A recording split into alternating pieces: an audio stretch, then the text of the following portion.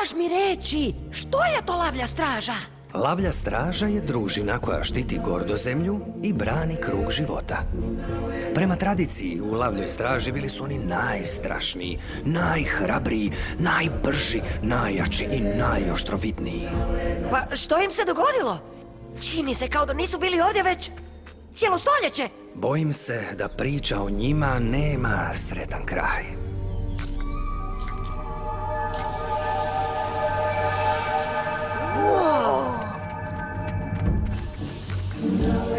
Kada je tvoj djed Mufasa bio tvojih godina, njegov je mlađi brat Scar bio vođa lavlje straže. Scar je također imao dar Rike. Zbog Rike se Scar osjećao jako moćnim, ali ta mu je moć udarila u glavu. Počeo je misliti kako bi on trebao biti kralj umjesto njegovog starijeg brata Mufasa. Tako je Scar naredio članovima lavlje straže da mu pomognu svrgnuti Mufasu. Kada su oni to odbili, Scar je podivljao. I tada je upotrijebio Riku i uništio lavlju stražu.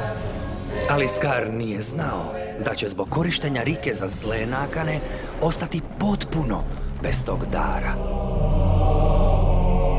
Hej, vika bisa! Da. Rika je jako moćan dar.